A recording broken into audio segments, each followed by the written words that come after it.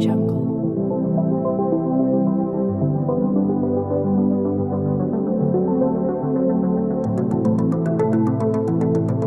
Audio Jungle.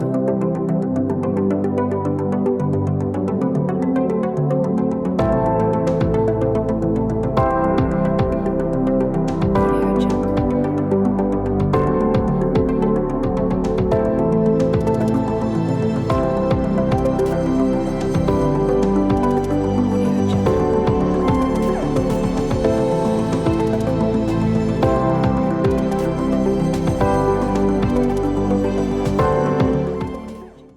Capítulo 3. ¿Es compatible la ciencia con la fe en Dios? Maravillas de la ciencia aplicada. La ciencia aplicada, es decir, la tecnología, nos muestra un sinfín de maravillas a nuestro alrededor. Por ejemplo, nuestra generación ha asistido a un hecho que hace no mucho tiempo habría sido considerado una fantasía inalcanzable: la llegada del hombre a la Luna. Y no solo eso. La técnica ha conseguido colocar una sonda robot en la superficie de Marte que analiza su entorno físico y envía los datos obtenidos a la Tierra. Incluso hay sondas que están abandonando el sistema solar en vuelo hacia las estrellas. La sonda Voyager 1 fue lanzada el 5 de septiembre de 1977 y ya está a miles de millones de kilómetros de la Tierra después de haber superado las órbitas de Júpiter y Saturno. Tiene una trayectoria hiperbólica por su velocidad de escape y ya nunca regresará al sistema solar. Es una auténtica sonda interestelar. Su energía eléctrica está alimentada por un sistema basado en la desintegración radiactiva del plutonio y se espera que siga enviando señales a la Tierra por lo menos hasta el año 2025. Y en tantos otros aspectos podríamos encontrar cosas sorprendentes en informática, medicina, biología molecular, etc. Efectos secundarios dañinos. Hay que ser realistas y no olvidar los importantes resultados dañinos que la aplicación de las tecnologías ha traído consigo para la humanidad, unas veces por fallos morales de los usuarios y otras simplemente por accidentes. Por ejemplo, no hay más que recordar los terribles efectos de las bombas atómicas de la Segunda Guerra Mundial o del accidente de Chernóbil. Otro caso a considerar sería el de la pandemia de COVID-19, que a la altura de 2022 podría quizá haber matado alrededor de 10 millones de personas y sobre el que no se descarta la posibilidad de que haya sido el resultado de un accidente de seguridad en los laboratorios biomoleculares de Wuhan. Errores históricos de los científicos. En el terreno de los conocimientos atribuidos a eso que llamamos ciencia en abstracto, conviene señalar que a menudo los grandes científicos sostuvieron errores mayúsculos. Algunos ejemplos. Newton, uno de los mayores genios de la ciencia, era un devoto de la alquimia y creía en la transmutación de los elementos químicos por simples operaciones de laboratorio, como defendían los alquimistas.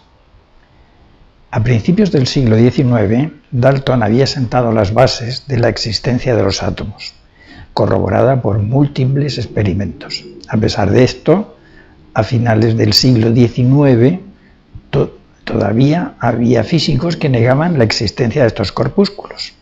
A finales del siglo XIX, la élite intelectual de los físicos daba por sentado que la física, con los grandes logros alcanzados hasta ese momento, por ejemplo en óptica física, mecánica gravitatoria o termodinámica estadística, ya había alcanzado su tope insuperable.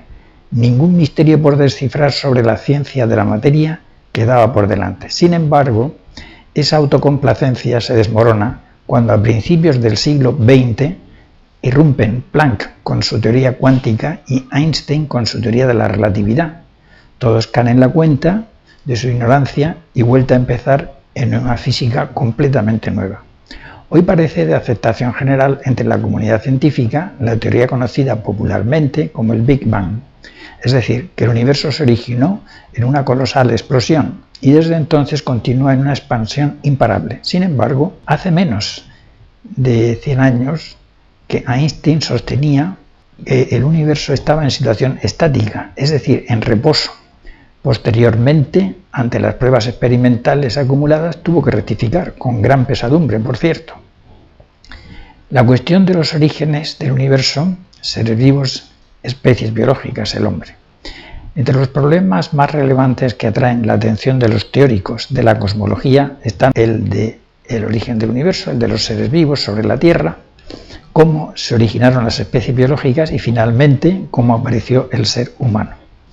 Hay una enorme cantidad de publicaciones sobre estas cuestiones, escritas por diferentes científicos, y una cantidad todavía mayor de materiales impresos y audiovisuales de divulgaciones sedicentes científicas sobre estos temas.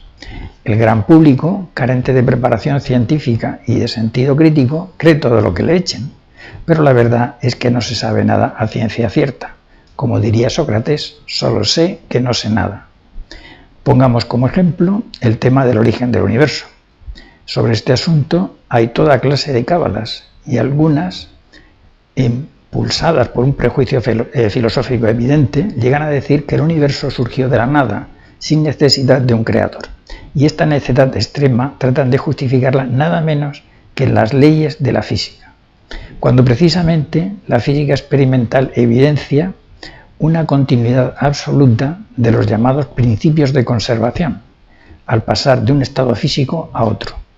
Nunca se ha visto que un sistema físico pase de un estado determinado a la aniquilación, a la nada, o al contrario, que donde no hay nada aparezca un sistema físico. Los principios de conservación funcionan de modo inviolable, totalmente ajenos a la voluntad del ser humano. Por ejemplo, el principio de la conservación de la energía. La energía ni se crea ni se destruye, solo se transforma. Podemos transformar cantidades enormes de energía, como en la explosión de una bomba termonuclear, pero somos totalmente incapaces de crear una simple caloría a partir de la nada. En esta conservación de la energía hay que incluir la masa como una forma condensada de energía, cuantificable por la famosa ecuación energía igual a mc², es decir, masa más energía es una constante. Y como esta de la energía hay otras leyes físicas de conservación, como la carga eléctrica, el momento lineal, etc. Verdaderamente produce vergüenza ajena escuchar a algunos científicos proferir semejantes disparates. El cientificismo. La ciencia experimental moderna nace entre los siglos XVII, XVIII y XIX con una expansión brillante en los campos de la física, la química, la biología y la astronomía. Sus aplicaciones prácticas resultan muy atractivas y sorprendentes. Por eso no es de extrañar que algunos pensadores, con una cosmovisión poco o nada trascendente, caigan en un endiosamiento de la ciencia positiva como única modalidad de conocimiento objetivo, negando otras modalidades del conocimiento humano, como la filosofía, la teología, el arte o simplemente la experiencia trivial que proporciona a la humanidad ese conocimiento que llamamos sentido común. Así pensaba, por ejemplo, el filósofo Augusto Comte en el siglo XIX, quien idolatraba la ciencia, pero comprendiendo que la humanidad no podría vivir sin religión, se inventó una, la religión de la humanidad, en la que algunos de los grandes personajes de la historia serían los santos a venerar.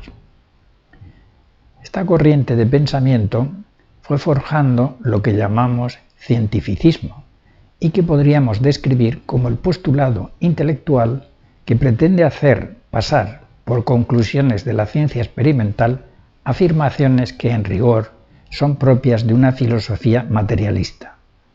El cientificismo es, por lo tanto, una manipulación ideológica de la ciencia por parte del materialismo.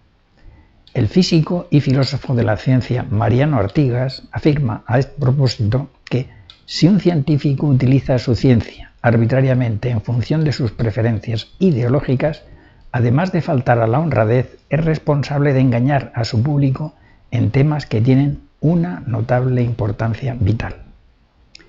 De la pretensión cientificista, según la cual no conocemos nada que se sitúe más allá de nuestra experiencia sensible, se llega fácilmente a que no existe nada más allá de los datos de nuestra experiencia sensible.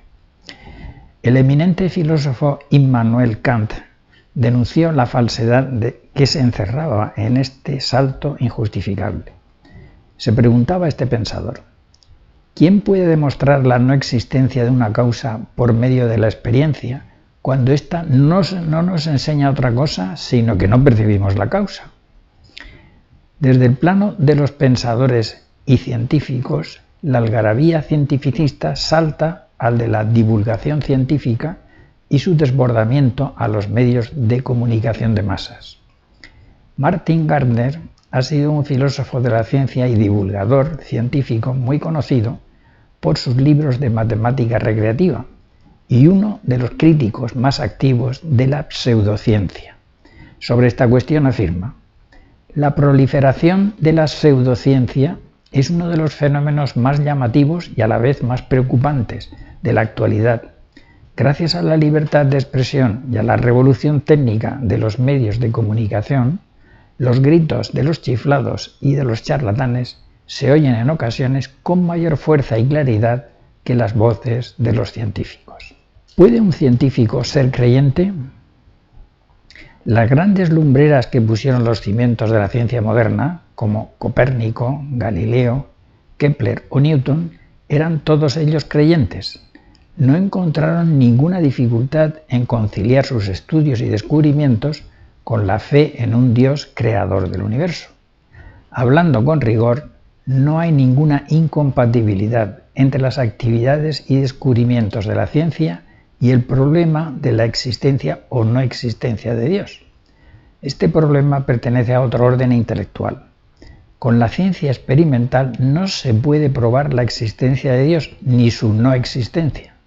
Por lo tanto, cada profesional de la ciencia optará por la fe o por el ateísmo según los avatares de su vida interior, que solo él conoce. Encuestas realizadas en Estados Unidos a lo largo del siglo XX entre la comunidad científica arrojan el dato de que aproximadamente la mitad de sus componentes son creyentes y la otra mitad no. Es oportuno caer en la cuenta que prácticamente casi todos los conceptos que manejamos en la vida ordinaria tampoco tienen su fundamento en las ciencias experimentales.